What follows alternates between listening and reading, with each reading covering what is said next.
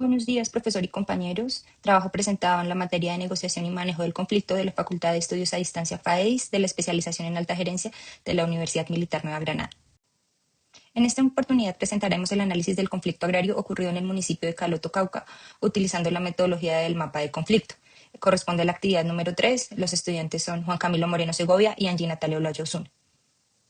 Esta herramienta del mapa del conflicto nos permite comprender de manera integral las causas, los actores, la evolución y las posibles alternativas de solución de un conflicto complejo.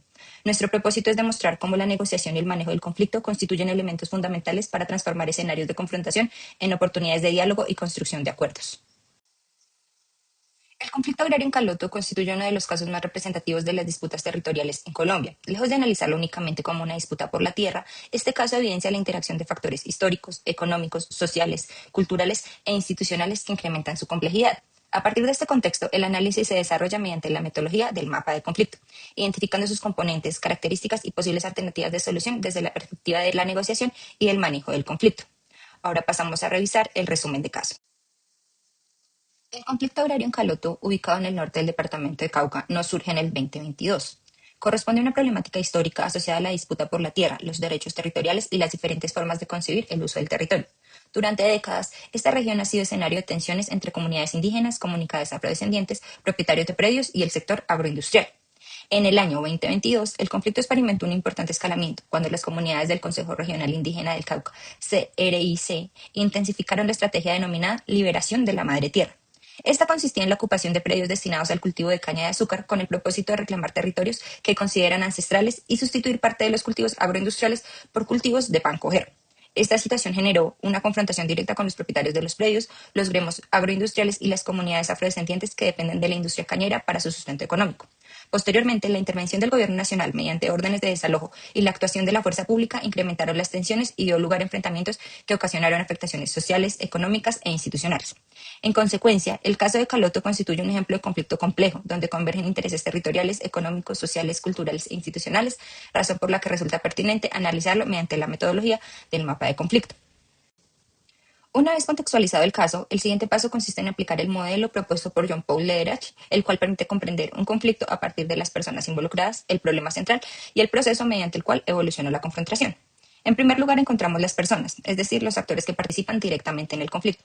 En este caso intervienen las comunidades indígenas del CRIC, los gremios agroindustriales representados por Azocaña, las comunidades afrodescendientes, la fuerza pública y el Estado. Cada uno defiende intereses legítimos desde su propia perspectiva, lo que explica la dificultad para alcanzar consensos. En segundo lugar, tenemos el problema, que corresponde a la disputa por la tenencia y el uso de la tierra. Sin embargo, más allá de la propiedad del territorio, el conflicto enfrenta dos formas distintas de entender su significado. Para las comunidades indígenas representa un derecho ancestral y un elemento de identidad cultural, mientras que para el sector agroindustrial constituye un recurso productivo protegido por la propiedad privada y fundamental para la economía regional. Finalmente, tenemos el proceso. Muestra cómo el conflicto evolucionó desde una disputa histórica por la tierra hacia una confrontación abierta. Las ocupaciones de predios, las órdenes de desalojo, la intervención de la fuerza pública y el deterioro del diálogo incrementaron progresivamente la intensidad del conflicto y dificultaron la construcción de acuerdos entre las partes. Este análisis nos evidencia que ningún conflicto puede comprenderse únicamente desde solo el problema, sino que es necesario analizar también quiénes participan y cómo evolucionan sus relaciones, ya que estos tres elementos, personas, problemas y procesos, explican la complejidad del caso y orientan las estrategias de negociación. Una vez identificadas las partes involucradas, el siguiente paso consiste en comprender cuáles son los intereses que orientan el comportamiento de cada sector dentro de este conflicto. En negociación, identificar estos intereses resulta fundamental ya que permite comprender las verdaderas motivaciones que se encuentran detrás de las posiciones de cada uno. En el caso de las comunidades indígenas del CRIC, su principal interés es el reconocimiento de sus derechos territoriales, el fortalecimiento de su autonomía y la recuperación de tierras que consideran parte de su patrimonio ancestral. Por su parte, el sector agroindustrial busca garantizar la protección de la propiedad privada, la seguridad jurídica y la continuidad de la producción de caña de azúcar, actividad que representa una fuente importante de desarrollo económico para la región. Las comunidades afrodescendientes centran sus intereses en la protección del empleo, la estabilidad económica de sus familias y su permanencia en el territorio debido a que gran parte de sus ingresos depende de la actividad agroindustrial. Y finalmente tenemos el Estado, que tiene como interés mantener el orden público, garantizar el cumplimiento del marco legal y promover escenarios de diálogo que permitan avanzar hacia una solución concertada. Como puede observarse, aunque todos los actores participan en un mismo conflicto, sus intereses responden a necesidades diferentes. Precisamente comprender estas diferencias constituye el punto de partida para diseñar procesos de negociación que permitan encontrar puntos de convergencia y construir acuerdos sostenibles. Para este caso, El objetivo del conflicto presenta dos dimensiones complementarias, una material y otra inmaterial. Desde el plano material, la confrontación gira alrededor del control, el uso y la tenencia de la tierra. La tierra constituye un recurso limitado y estratégico, indispensable para el desarrollo de la actividad agroindustrial, pero también para las comunidades que reclaman su recuperación como partes de sus territorios ancestrales. Por esta razón, el desacuerdo se centra en quién puede ejercer el control sobre este recurso y cuál debe ser su destinación. Sin embargo, el conflicto trasciende el aspecto material. En el plano inmaterial confluyen elementos como la identidad cultural, los derechos territoriales, la autonomía de las comunidades, la seguridad jurídica y la estabilidad laboral. Esos aspectos no pueden resolverse únicamente mediante la redistribución de la tierra, ya que representan valores y principios profundamente arraigados en cada uno de los actores. Precisamente la coexistencia de objetivos materiales e inmateriales convierte este conflicto en una disputa de alta complejidad, donde no solo se enfrentan intereses económicos, sino también diferentes formas de comprender el territorio y el desarrollo de los derechos colectivos. Una vez comprendido el objetivo del conflicto, el siguiente paso consiste en identificar las causas que explican su origen y escalamiento. El análisis evidencia que esto no responde a un único factor, sino a la interacción de diferentes dimensiones que al combinarse incrementaron su complejidad.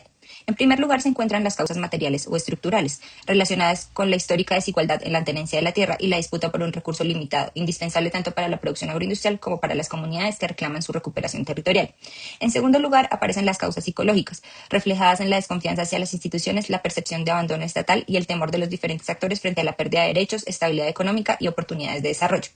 Seguimos con las causas culturales, derivadas de las diferentes formas de comprender el territorio. Mientras para las comunidades indígenas la tierra representa identidad, historia y autonomía, para el sector agroindustrial constituye un recurso productivo esencial para la economía regional. Y por último tenemos las causas organizacionales. Están relacionadas con el contexto político ocurrido en el 2022 cuando el cambio de gobierno generó expectativas que aceleraron las ocupaciones de predios y aumentaron la presión sobre las instituciones encargadas de gestionar el conflicto. En conjunto, estas causas demuestran que el conflicto en Caloto, Cauca, tiene un carácter multidimensional. Por esta razón, su solución no depende únicamente de resolver la disputa por la tierra, sino entender simultáneamente todos los factores sociales, culturales, institucionales y económicos que dieron origen a dicha confrontación.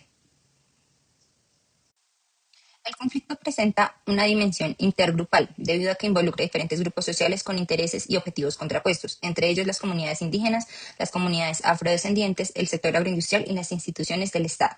Sin embargo, su impacto trasciende el ámbito local, aunque la confrontación ocurre principalmente en el municipio de Caloto. Sus consecuencias afectan la economía regional, la gobernabilidad, la política agraria y los procesos de negociación impulsados por el gobierno nacional. Además, es posible distinguir actores directamente implicados, quienes participan activamente en la confrontación y experimentan sus efectos inmediatos, y actores indirectamente implicados, como las autoridades nacionales, la sociedad civil y los sectores afectados económicamente, que también se pueden ver afectados con estas consecuencias. En este sentido, la dimensión del conflicto demuestra que no se trata únicamente de una disputa territorial entre las comunidades, sino una problemática con implicaciones sociales, económicas e institucionales que requieren respuestas coordinadas de múltiples actores. Una vez definida la dimensión del conflicto, el siguiente aspecto por analizar es su intensidad, entendida como el nivel de confrontación alcanzado entre las partes y las consecuencias derivadas de esta interacción. En el caso de Caloto, el conflicto se clasifica como de alta intensidad, debido a que las diferencias entre los actores trascendieron al desacuerdo y evolucionaron hacia acciones de confrontación directa. Esta clasificación se sustenta entre diferentes manifestaciones, entre ellas la ocupación de predios, los enfrentamientos físicos durante los operativos de desalojo, la quema de cultivos e infraestructura y la intervención permanente de la fuerza pública para intentar restablecer el orden público. Estas acciones generaron importantes impactos sobre la región, reflejados entre personas heridas, pérdidas económicas para el sector agroindustrial, afectaciones al tejido social y a un incremento de la tensión entre las comunidades involucradas. En consecuencia, la intensidad alcanzada muestra que el conflicto superó la etapa de desacuerdo y se transformó en una confrontación abierta, incrementando la complejidad de su gestión y la necesidad de mecanismos efectivos de negociación y construcción de confianza. Hablando del alcance del conflicto, podemos mencionar que para este caso existen dos alcances, el estratégico y el de relación, ya que este no es solo un conflicto por la disputa por la tierra, sino que también es un conflicto que impacta las relaciones entre los actores, la estabilidad institucional y el desarrollo de la región. Hablando sobre el alcance estratégico, decimos que este se configura como una competencia por el control y el uso de la tierra, por la protección de la propiedad privada y los derechos territoriales, la incidencia en la gobernabilidad y en la política agraria. Hablando sobre los alcances de relación, hay que mencionar que es una relación externa. Decimos que este se da por la desconfianza entre las comunidades y el sector agroindustrial desde mucho tiempo atrás, por el deterioro del diálogo y la cooperación y por la dificultad para construir acuerdos sostenibles. Es decir, que el conflicto no solo afecta el acceso a la tierra, sino también las relaciones entre los actores y la capacidad institucional para gestionar las soluciones concertadas. Ahora bien, hablando sobre los efectos del conflicto, decimos que en este caso, en el caso del conflicto en Caloto, se generaron efectos destructivos, es decir, efectos que afectan al desarrollo económico, la convivencia social y la capacidad institucional para gestionar la crisis. Entre los efectos económicos tenemos que hay pérdidas en la producción de caña de azúcar, daños a cultivos e infraestructura, afectación de la cadena productiva regional. Algunos de los efectos sociales que pudimos eh, encontrar es que hay un incremento de la conflictividad entre comunidades, personas heridas y afectaciones a los derechos humanos. Hay un deterioro de la convivencia y del tejido social. Hablando un poco sobre los efectos institucionales, decimos que hay una mayor presión sobre las instituciones, hay una intervención permanente de la fuerza pública y hay un debilitamiento de la confianza en los mecanismos de diálogo. Hablando sobre el estado actual del conflicto, para este año 2026 decimos que el conflicto en el municipio de Caloto continúa en una fase de estancamiento. Esto debido a que existen mesas de negociación activas, pero con avances muy limitados en la construcción de acuerdos. Hablando un poco sobre la parte de gestión institucional, decimos que hay una participación constante del Estado y de las autoridades locales, lo que ha permitido tomar medidas de prevención y de control. Sin embargo, hablando un poco sobre el tema de la seguridad territorial, debemos decir que en la zona persiste la presencia de grupos armados ilegales, lo que genera un riesgo para las comunidades y el territorio. Por el lado del desarrollo regional, decimos que hay incertidumbre jurídica y limitaciones para la inversión y el desarrollo económico. Para concluir este punto, decimos que aunque existen mecanismos de diálogos y acciones institucionales, el conflicto continúa sin una solución estructural, lo que evidencia la necesidad de fortalecer la concertación y la confianza entre las partes. Hablando sobre el concepto de conflicto, podemos concluir que el conflicto presentado en el municipio de Caloto, Cauca, va más allá de una simple disputa por la tierra. Este conflicto también se ha convertido en una problemática estructural, ya que involucra dimensiones tanto sociales, económicas, institucionales y culturales. Hablando un poco sobre los hallazgos de este análisis que hemos hecho en este caso, decimos que el problema estructural no simplemente se limita a la disputa del territorio, sino que también a aquellos enfrentamientos históricos que se han presentado en la zona entre las comunidades y los sectores agroindustriales debido a la desconfianza que hay entre ellos. Es por eso que hay un desafío principal que es el de la reconstrucción de la confianza entre estos actores del conflicto, incluidos el Estado. También hay una necesidad identificada, que es la de fortalecer los procesos de diálogo, la concertación y la gobernanza. Es decir, para concluir, la resolución del conflicto requiere una gestión integral que atienda tanto las causas materiales como la relación entre los sectores, favoreciendo los acuerdos sostenibles y el desarrollo regional. Pero no solo nos quedamos ahí, también hemos presentado una ruta de solución y seguimiento, que la cual hemos hecho en tres plazos. Una propuesta a corto plazo, que es la de saneamiento jurídico y fortalecimiento institucional, con el fin de garantizar la seguridad jurídica, fortalecer el diálogo institucional y reducir las vías de hecho. Otra propuesta a mediano plazo es la cooperación productiva e intercultural, es decir, la de promover alianzas entre las comunidades y el sector agroindustrial con el fin de impulsar proyectos productivos sostenibles en el cual ambas partes se ven beneficiadas, es decir, un gana-gana. También es la de fortalecer el desarrollo rural. Y una tercera propuesta que es a largo plazo, que es el seguimiento y la reconstrucción de la confianza. Es decir, crear mecanismos permanentes de seguimiento, fortalecer el diálogo intercultural y consolidar acuerdos sostenibles. Es de mencionar que la confianza no se gana de un día para otro, sino se va ganando a medida de que se presenten hechos positivos entre las dos partes. Como conclusión a este tema decimos que la sostenibilidad de la solución dependerá del compromiso conjunto entre el Estado, las comunidades y el sector productivo con el fin de fortalecer la confianza y garantizar el cumplimiento de los acuerdos. Ya de manera general, presentamos nuestras conclusiones y aprendizajes. El primero de ellos es que la aplicación del mapa del conflicto nos permitió comprender que el caso de Caloto trasciende una disputa por la tierra, evidenciando la interacción de factores sociales, económicos, culturales e institucionales que requieren soluciones integrales.